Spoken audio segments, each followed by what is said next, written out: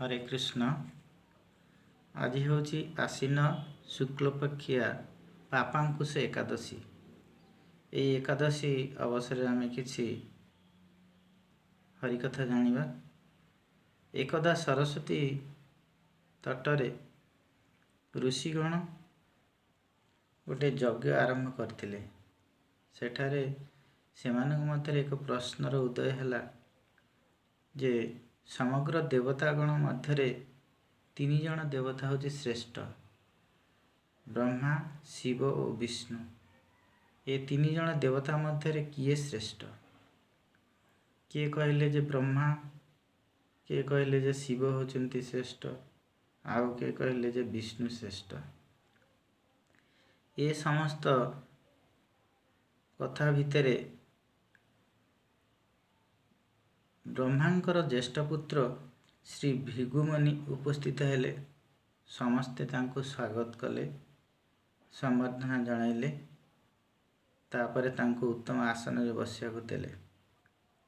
तापरे ऋषिगण माने से भृगु मुनि को पचारिले जे आपण ऋषि कुल मध्यरे श्रेष्ठ, आपण कहंतु जे ए तीन देवता मध्यरे किए श्रेष्ठ?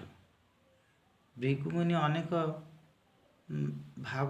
भावी चिंती शेष कहले जे बिना परीक्षा रे ये तीन जन मध्य किए श्रेष्ठ मीमांसा करी हबनी। तेणु ऋषिगण भृगुमुनि को परीक्षा करने पाई कहले। तो भृगुमुनि प्रथमे तीन देवता मध्य ब्रह्मा निकट को गले। ब्रह्मा निजर सभा मध्य अछंती। सेही समय भृगुमुनि कौन करछंती ना सभा मध्य प्रवेश पूर्वक आगे जाई बसी पड़छंती। पितांकर स्तव स्तुति न करिकरी भृगुमुनि उपवेशन करछंती। सेथिपाई शिष्टाचार उल्लंघन करछंती बोली ब्रह्मा कुपित हो जाइछंती एवं तांको सभा भितरु बाहर को बाहर कर देइछंती। यह महत व्यक्तिर सर्वश्रेष्ठ गुण नुहे बोली भृगुमुनि जानी पारिले। पिता ब्रह्मांक मध्य से श्रेष्ठ गुण नाही। आत्मसम्मान, जश आउ प्रतिष्ठा प्रभृति रजगुण रे से परिपूर्ण अछंती। तेणु से या पर कौन कले ना शिव को निकट को गले। शिव से तबले कैलाश धाम रे अछंती, पार्वती को सह उपवेशन करछंती। तो शिव जेतले जानिले भृगुमुनि आछंती, तेणु से कौन कले ना निजर समस्त सहगण एवं सहचरी मानक धरी तांको स्वागत अभ्यर्थना करिया पाई द्वार निकट को आसिले। किंतु भृगुमुनि कहले तांको प्रणाम करने को जीवा समय भृगुमुनि कहले तुम्हें श्मशान रे भूतप्रेत संगरे अवस्थान कर, सेतिपई तुम्हें असुचि, तुमर ब्राह्मण धर्म नाही। तेणु यही कहवा पर शिव तांको पर रागी जाइछंती। अति शीघ्र अति क्रोधान्वित हो जाइछंती एवं शूल धारण पूर्वक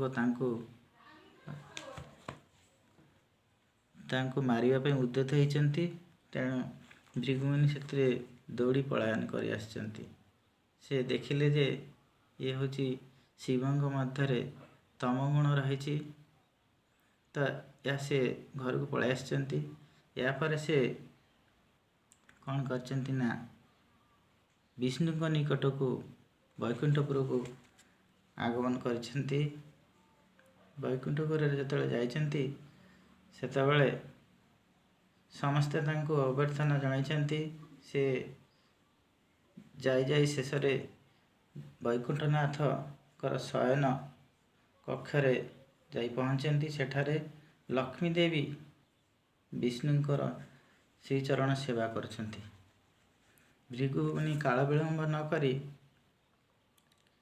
କ'ଣ କରିଛନ୍ତି ନା ବିଷ୍ଣୁଙ୍କ ବକ୍ଷରେ ପଦାଘାତ କରିଛନ୍ତି। ବ୍ରାହ୍ମଣର ପାଦ ସ୍ପର୍ଶରେ ଭଗବାନ ଚକ୍ଷୁ ଉନ୍ମିଳିତ କରିଛନ୍ତି। କରିକିରି ମୁନିର ଚରଣ ବନ୍ଦନା କରି ଶୀଘ୍ର ପାଦ ଧୌତ ପୂଜା ଆଦି କଲେ। ଏହାପରେ ସେ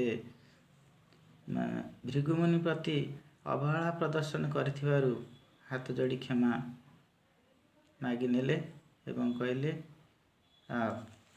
ଆପଣଙ୍କର ସବୁ କୁଶଳ ତ, ଆଉ ଆପଣଙ୍କର କିଛି ସେବାରେ ମୋର ତ୍ରୁଟି ହେଇଛି, ତେଣୁ ମୁଁ କ୍ଷମା ମାଗି ନେଉଛି। ମୁଁ ବ୍ରାହ୍ମଣଙ୍କୁ ପୂଜା ଅର୍ଚ୍ଚନା କରେ, ସମ୍ମାନ ଦିଏ। ତେଣୁ ଏହା ଶୁଣି ଭୃଗୁମୁନି ଅତ୍ୟନ୍ତ ସନ୍ତୁଷ୍ଟ ହୋଇଯାଇଛନ୍ତି ଏବଂ ସେ ଜାଣିପାରିଛନ୍ତି ଯେ ହରି ହିଁ ନିର୍ଗୁଣ ମାୟାତୀତ ପୁରୁଷ, ସେ ହେଉଛନ୍ତି ସର୍ବଶ୍ରେଷ୍ଠ।